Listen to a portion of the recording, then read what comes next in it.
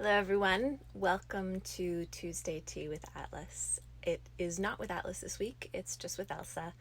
Atlas is out in one of the back paddocks where we don't have any Wi-Fi, so I'm actually in the house. It poured rain here yesterday, so everything outside is really kind of muddy, and I decided I would do tea inside today. So we do have out the window here, I'll see if I can show you. We have Ari and Ocasio eating a little bit of hay. So they're sort of my backdrop, but they're outside the fence. So next week, hopefully it won't be so wet and I can be out in the paddock with them. So today, I got a question last week, actually, that I thought I would address this week. And that is about doing interesting things with our horses. Somebody asked me, can you give us suggestions for entertaining and interesting, fun things to do with the horses? And I thought about it a lot all week. And here's the way that I would answer that. So I really think that the more diversity we can bring into their lives, the better. Their paddocks are rather sterile. There's not a lot in their paddocks for them to do. Even if they have a big pasture, most horses don't have a lot of variety in their life, like they would if they were traveling long distances with a herd. So I think it's really great to introduce as many new and interesting things into the paddock as you can think of. Whether you wear a big floppy hat one day, or you bring your penny whistle and you play that, or you play soccer around the paddock, or you leave a tarp out that you don't need for a while, or, any number of things you can leave out in their paddock that are fun and interesting and entertaining. And I think that's really good. But here's the counterbalance to that. As a society, we are so busy trying to find things to do, trying to find things to stimulate the mind, to entertain. And I think that is taken too far. Boredom is the birthplace of creativity. When you have nothing to do is when the brain works best. I don't think we can really get to know the horses until we spend time with them when there's nothing to do. If you spend time with the horses when there is nothing to do, you understand them in a whole different way. And I think this is a really important thing that is missed out. It's one of those things that kids do better than adults. Spending time with the horses where there is nothing to do lets you see what the horse would choose. If you're constantly saying, try this, look at this, do that, try the other thing, look over here, your horse doesn't develop their own mental strength that they would if you spend time with them with nothing to do. And I think this is really important for people too, not just horses, but I'm a horse trainer, so I talk about it with horses.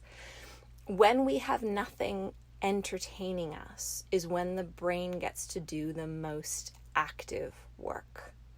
When there's always something to react to, respond to, it's easier. It's actually a lot easier. And this is something I've thought about a lot in my first week home, of spending time with Ari and Atlas and Myrna and Ocasio and Zohari and Cleo and all my other horses too.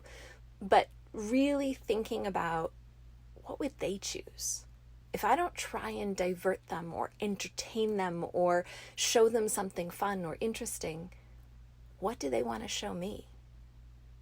If I walk with them, if I spend time with them, what did they want? Now, a lot of times what they want is a nap. And, they'll just either lie down or just cock a hip and stand there next to me and sleep. And that is interesting too. So in those moments where the horse is napping, I have to tame that whole wild piece inside of me that wants stuff to do and stuff to be entertained by. But honestly, that's where I get my best ideas for my blog posts or my videos or the things I'm going to talk about with you guys in Tuesday Tea Time. That's when the brain gets to work. If the brain is always entertained by something externally, it doesn't build its own internal strength. And so I think we need to give our horses more time to build their own internal mental processing. I think it's really valuable to work with a horse in a paddock where there is nothing new, nothing diverting, nothing entertaining, and see what they choose. Who is that horse? Where does their focus go? Do they like to look at the environment a lot? Do they get very self-focused? Do they think about their herd? What do they think about if nothing is new and different and entertaining? That is where you really get to know your horse. If you never give them an opportunity to be bored, they don't develop emotionally and mentally the same way as if you allow them to be bored and see what happens next. So yeah, absolutely, Catherine. I love that book, Bored and Brilliant. I've actually not done more than flip through it, but the concept applies. This is where you learn your horse. This is where you really get to know who they are.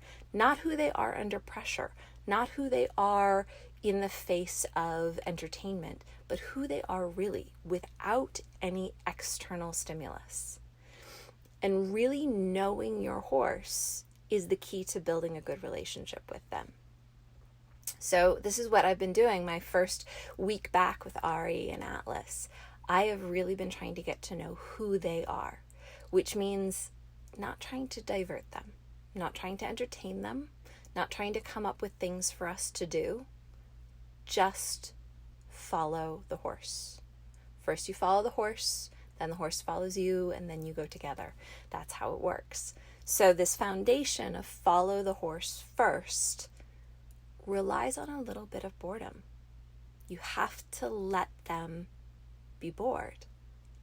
And one of the things I have run into a lot in my clinics is horses who are what I call dominance addicted.